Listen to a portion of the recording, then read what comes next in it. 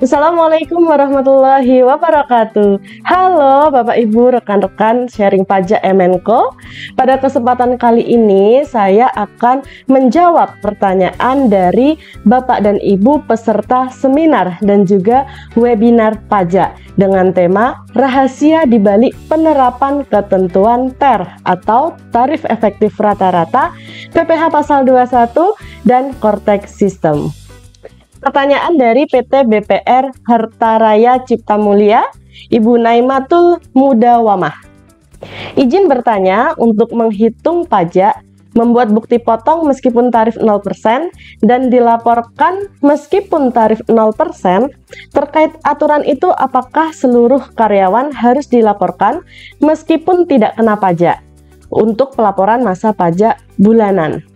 Oke, baik Ibu, pada Per 02 tahun 2024 mengenai bentuk dan tata cara pembuatan bukti potong pajak PPh pasal 21, di sini pada pasal 3 ayat 2. Bukti pemotongan pajak PPh pasal 21 dan atau pajak penghasilan pasal 26 sebagaimana dimaksud dalam pasal 2 tetap dibuat dalam hal A.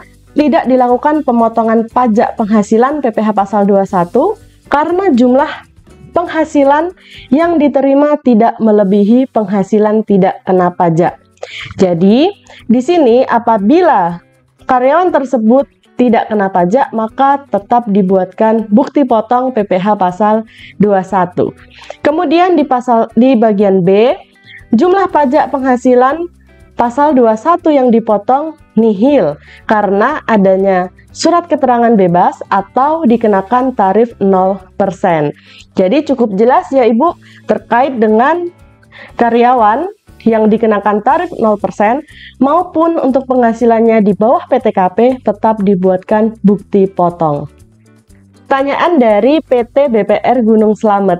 Izin Ibu, apakah ada tool atau format perhitungan pajak TER yang secara otomatis sesuai kategori yang ada supaya mempermudahkan kami yang memiliki karyawan banyak?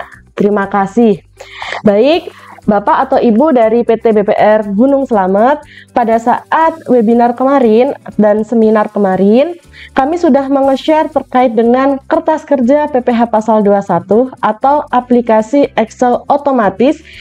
Di sini sudah kami sediakan untuk perhitungan bagi pegawai tetap, kemudian ada komisaris, subjek lainnya bukan pegawai, dan ada tambahan terkait perhitungan untuk pegawai tidak tetap.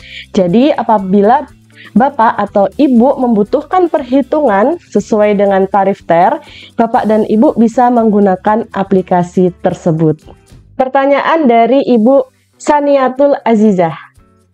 Izin bertanya Ibu, kalau untuk PTKP wanita kawin dan punya anak, PTKP-nya apa? Apakah TK0 atau K0? Baik, menjawab pertanyaan dari Ibu Saniatul terkait dengan wanita kawin, itu secara default besaran PTKP-nya adalah TK0. Pertanyaan dari Bapak Herman Wahyu Lestari. Mohon maaf bisa sedikit diulangi terkait perhitungan PTKP kalau sebelumnya K1 kemudian menjadi K2 karena anak kedua lahir tidak di bulan Januari. Terima kasih. Baik, di sini saya simulasikan ya Bapak. Misal di Januari 2023 untuk status dari WP di sini adalah K1. Nah, misal katakanlah di sini contohnya adalah Tuan A. Tuan A. Tuan A pada Januari 2023 di sini statusnya K1. Kemudian pada bulan November 2023 lahir anak kedua. Maka status per 31 Desember di sini masih K1. Kita tidak melakukan perubahan karena untuk perubahan PTKP itu nanti dilakukan pada awal tahun kalender atau awal tahun pajak. Sehingga perubahannya di sini ada di 1 Januari 2024. Jadi untuk status Tuan A ini meskipun dia melahirkan anak kedua di bulan November 2023, selama 2023 Tuan A berstatus K1. Baru di Januari 2024, Tuan A berstatus K2. Pertanyaan dari Bapak Sungkowo, BPR Gunung Simping Arta. Mohon penjelasan terkait dengan perhitungan PPh pasal 21 TER bulanan, apakah bruto langsung di tarif TER tanpa PTKP? Baik Bapak, terkait dengan tarif efektif bulanan, jadi tarif ini dikategorikan berdasarkan besarnya penghasilan tidak kena pajak atau PTKP sesuai dengan status perkawinan dan jumlah tanggungan. Kemudian TER bulanan ini dibagi menjadi 3 kategori, yaitu kategori A, kategori B, dan kategori C, atau biasa kita sebut dengan TER A, TER B, dan TER C.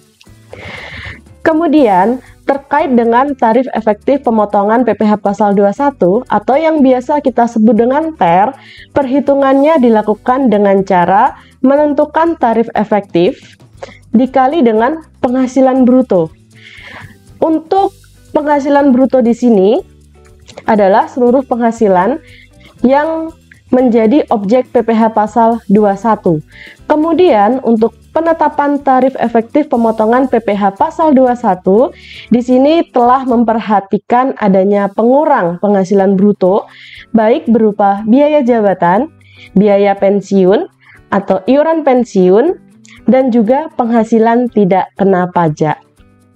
Pertanyaan dari Ibu Asti, BPR Muncul Arta Sejahtera. Jika masih memakai perhitungan yang lama, apakah ada sanksinya? Baik Ibu, jika Ibu menggunakan perhitungan yang lama, padahal di sini kita untuk pelaporan PPh pasal 21 per Januari 2024 sudah menggunakan Ibu Pot, di mana di Ibu Pot sudah otomatis menggunakan tarif efektif rata-rata. Jadi apabila Ibu menggunakan perhitungan yang lama, maka nanti akan berbeda Ibu hitungannya dengan e-Bupot yang disediakan oleh DJP untuk melaporkan SPT PPh pasal 21. Jadi Ibu silahkan menggunakan perhitungan menggunakan tarif efektif rata-rata atau TER. Pertanyaan dari Bapak Sungkowo, BPR Gunung Simping Arta. Bu, untuk perhitungan PPh pasal 21 terbaru yang diperhitungkan di akhir tahun Desember, ada kemungkinan lebih bayar. Jika begitu, bagaimana cara mengambil kelebihannya? Baik Bapak Sungkowo, terkait dengan kelebihan penyetoran atau pemotongan PPh pasal 21, apabila karyawan tersebut nanti lebih bayar dan metodenya adalah non-gross, atau PPh 21 dipotong dari gaji karyawan, maka atas kelebihan pemotongan nanti dikembalikan kepada karyawan dan kelebihan penyetoran atau pemotongan tersebut akan mengurangi dari keseluruhan jumlah terutang PPh pasal 21 di masa Desember. Dan apabila ternyata secara keseluruhan PPh pasal 21 yang terutang selama masa Desember masih terjadi kelebihan, maka kita bisa menggunakan kompensasi. Jadi pada menu e-Bupot di sini pada penyiapan SPT masa, di sini di poin 18 sama seperti ISPT. Nah, ada menu untuk mengkompensasikan atas kelebihan setor PPh pasal 21. Jadi atas kelebihannya, kalau misalnya secara keseluruhan ada kelebihan, kita bisa kompenkan ke tahun kalender atau ke masa pajak berikutnya, seperti itu. Pertanyaan dari Ibu Wahyu Suswatiningsih. Mohon izin bertanya, untuk pajak sebelumnya terkait dengan notaris dan pengacara masuk ke dalam PPh pasal 21 tenaga ahli dan bersifat berkesinambungan. Apabila memakai hitungan TER, seperti apa implementasinya? Masuk ke aplikasi di sheet yang mana? Baik, menjawab pertanyaan dari Ibu Wahyu, untuk perhitungan terkait dengan tenaga ahli, Ibu bisa menggunakan sheet bukan pegawai. Di sheet bukan pegawai di sini, Ibu bisa memasukkan terkait dengan identitasnya, baik nama, NPWP, NIK. Kemudian Ibu bisa memilih terkait dengan metode yang digunakan, apakah metodenya gross up maupun non gross up. Tinggal Ibu sesuaikan. Kemudian untuk jumlah penghasilan, Ibu bisa masukkan ke kolom penghasilan di sini di bagian D12, masukkan sesuai dengan bulan penerimaannya. Nanti akan otomatis terhitung. Untuk DPP-nya adalah 50% dikali dengan penghasilan bruto. Kemudian untuk aturan yang lama, untuk tenaga ahli di sini sifatnya berkesinambungan atau dia kumulatif. Jadi masih memperhatikan dari jumlah penghasilan yang diterima pada masa sebelumnya. Sejak berlakunya PP 58 tahun 2023 dan PMK 168 2023, untuk perhitungan tenaga ahli tidak lagi kumulatif. Menjawab pertanyaan dari Growth Consulting. Izin bertanya, untuk masa Desember pelaporan menggunakan EBUPOT PPh pasal 21 seperti apa? Baik, untuk masa Desember ini apakah Desember 2023 atau 2024? Apabila 2023, maka pelaporan SPT 21 masa Desember masih menggunakan ISPT PPh pasal 21. Namun apabila Desember tahun 2024, maka akan menggunakan EBUPOT. Tetapi di sini untuk sampai saat ini EBUPOT baru bisa digunakan untuk masa Januari 2024. Maka kemungkinan nanti ketika memasuki masa Desember, pihak DJP akan melakukan maintenance untuk menambahkan fitur terkait pelaporan PPh pasal 21 masa Desember. Pertanyaan dari Umi KSH. Untuk pegawai yang dilaporkan yang ber-NPWP-kah atau semua dibuatkan bukti potongnya? Baik, terkait dengan pembuatan bukti potong, di sini yang dibuatkan tidak hanya yang ber-NPWP, namun seluruh pegawai yang menerima penghasilan. Jadi, baik pegawai yang ber-NPWP maupun tidak ber-NPWP dan pegawai yang terpotong PPh pasal 21 maupun yang di bawah PTKP semua dibuatkan bukti potong PPh pasal 21. Menjawab pertanyaan dari Ibu Eva Riani. Apakah bisa disimulasikan tata cara membuat EBUPOT dan bagaimana contoh form impor untuk SPT 21? Mohon berikan contoh dan cara mengimpornya. Baik Ibu, yang pertama silakan pastikan Ibu telah mengaktifkan fitur EBUPOT PPh pasal 21. Ibu bisa masuk ke menu profil, kemudian di sini ada aktivasi fitur dan pastikan di sini Ibu checklist atau centang menu EBUPOT 21 atau 26. Kemudian Ibu scroll ke bawah, di bagian bawah di sini ada menu ubah fitur layanan, silakan diklik. Kemudian nanti untuk EBUPOT itu sendiri ada di menu lapor, kemudian masuk ke pra pelaporan. Nah, di sini akan muncul EBUPOT 2126. Kita klik. Baik, di dalam EBUPOT 2126 di sini ada menu dashboard, bukti potong, SPT masa dan pengaturan. Di menu dashboard di sini nanti akan terekam apabila Bapak Ibu sudah selesai untuk mengirim atau melaporkan SPT 21 atau 26. Kemudian pada menu bukti potong, disinilah Bapak dan Ibu bisa merekam terkait dengan pembuatan bukti potong, baik secara key-in maupun secara impor. Nah, apabila Ibu akan merekam secara key-in, maka di sini kita klik rekam. Kemudian tinggal kita masukkan terkait dengan identitas wajib pajak yang dipotong. Yang pertama kita pilih untuk tahun pajaknya, kemudian masa pajaknya, kemudian untuk identitas bisa memilih apakah menggunakan NPWP atau NIK. Apabila menggunakan NIK, maka di sini Bapak dan Ibu perlu memasukkan nomor NIK dan juga nama sesuai dengan yang tertera di KTP. Kemudian kita klik cek untuk melihat apakah data yang kita masukkan sudah valid atau belum. Kemudian di sini kode objek pajaknya kita pilih apakah sebagai pegawai tetap, tidak tetap, dan lain-lain. Nah, tinggal kita pilih sesuai dengan kategorinya. Misal di sini saya pilih untuk pegawai tetap. Kemudian untuk skema perhitungannya kita pilih apakah dianya gross atau gross up. Kemudian masukkan jumlah penghasilan. pilih PTKP, lalu klik hitung. Kemudian bagian penandatangan di sini tinggal kita pilih sebagai siapa di sini pengurus, kemudian namanya kita masukkan. Kemudian kita checklist di sini. Dengan ini saya menyatakan bahwa bukti pemotongan atau pemungutan unifikasi telah saya isi dengan benar. Kalau sudah tercentang, kemudian kita klik simpan. Nah, ini untuk yang key in. Lalu apabila ingin melakukan impor data, maka di sini Bapak dan Ibu pilih menu impor bupot, impor data bupot ya. Di sini kita klik, kemudian kita pilih jenis bukti potongnya, bulanan dan tidak final maupun final, tahun pajaknya tahun 2024, masanya Januari, lalu tinggal pilih file bukti pemotongan. Kita panggil file Excel atau file skema impornya.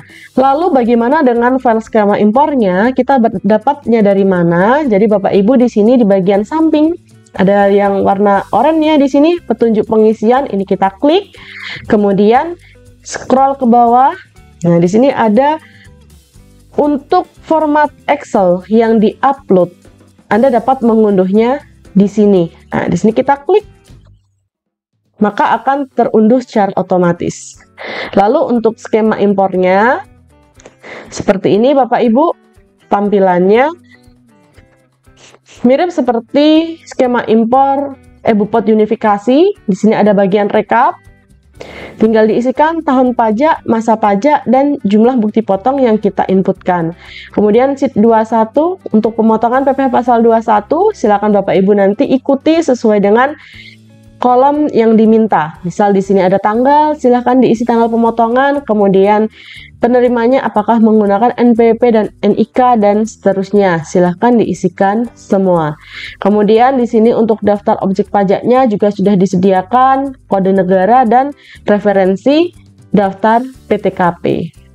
Kemudian apabila Bapak Ibu mau mengimpor tadi ya, setelah mengisikan skema ini atau format upload e-bupot ini, nanti Bapak Ibu tinggal memanggil file yang sudah kita buat tadi, kemudian tinggal kita klik unggah, seperti itu.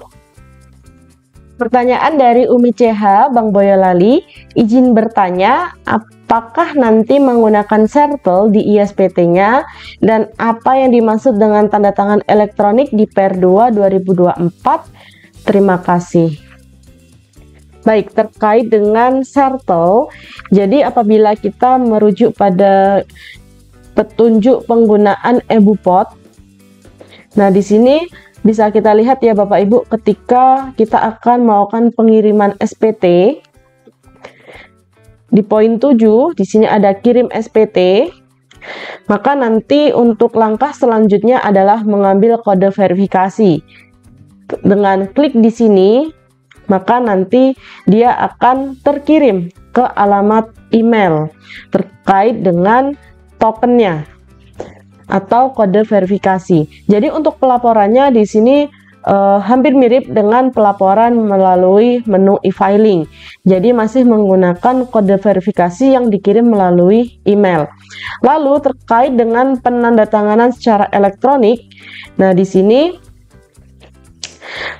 pada pasal 7 ayat 2, SPT masa PPh pasal 21 dan atau pajak penghasilan pasal 26 dalam bentuk dokumen elektronik yang telah ditandatangani secara elektronik dengan tanda tangan elektronik sebagaimana dimaksud dalam pasal 6 ayat 2 huruf B disampaikan oleh pemotong pajak melalui aplikasi e-bupot 21 atau 26 di laman milik DJP.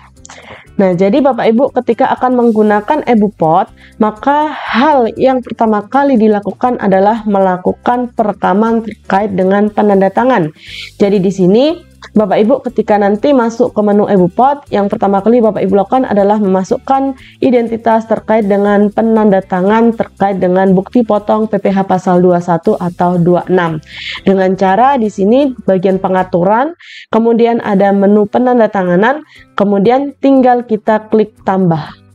Nah, di sini tinggal masukkan terkait dengan pengurus atau wakil dari wajib pajak yang akan menandatangani bukti potong tersebut.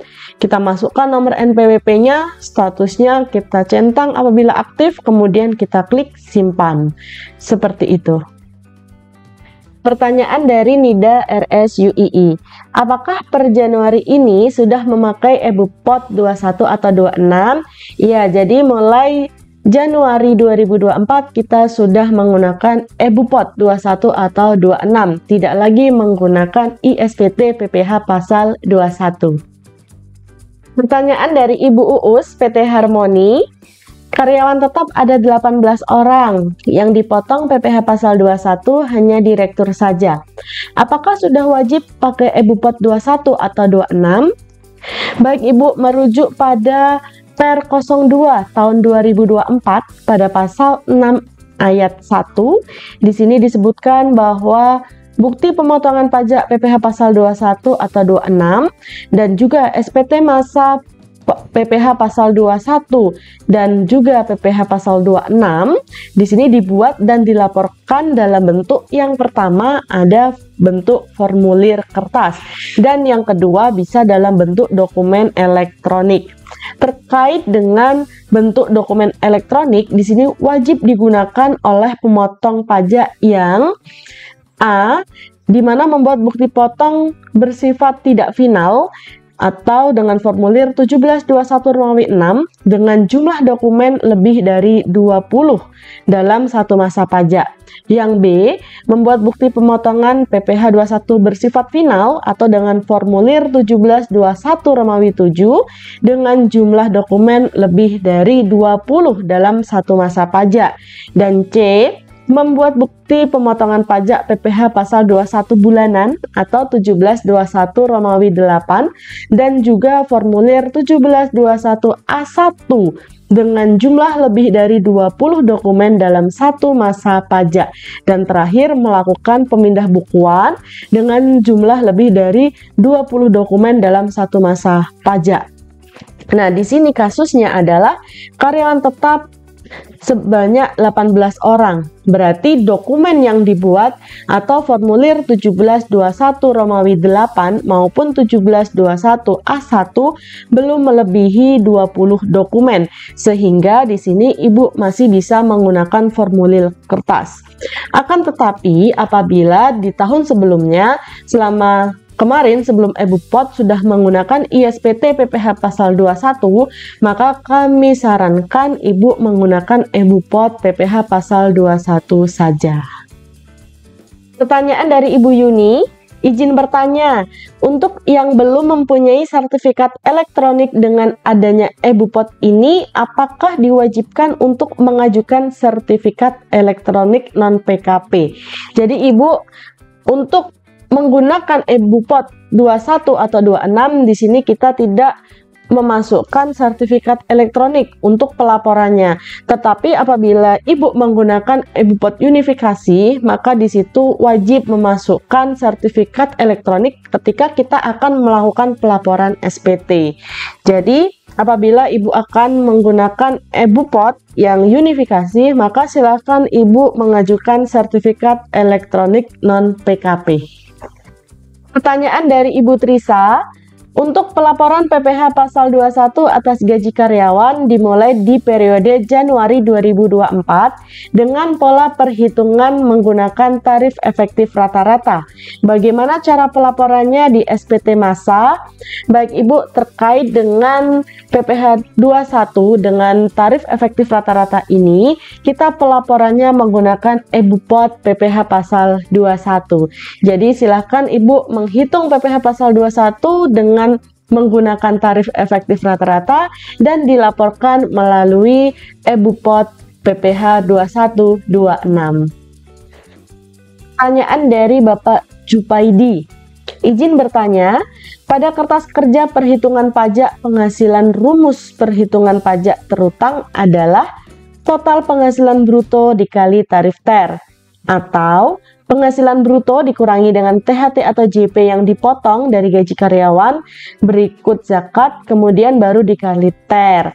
Baik, menjawab pertanyaan dari Bapak Jupaidi terkait dengan tarif efektif pemotongan PPh pasal 21 atau biasa kita sebut dengan TER, itu dilakukan dengan cara tarif efektif kemudian dikali dengan penghasilan bruto. Penghasilan bruto di sini adalah seluruh penghasilan yang diterima oleh pegawai yang merupakan objek pemotongan PPh pasal 21.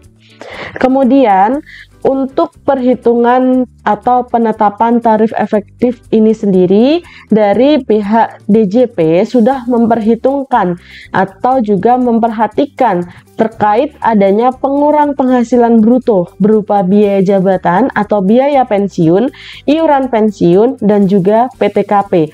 Sehingga untuk perhitungannya itu dari tarif TER, setelah kita mencari, kemudian dikali dengan penghasilan bruto. Jadi bukan penghasilan bruto dikurangi dengan THTJP dan juga potongan berikut dengan zakat. Seperti itu Bapak.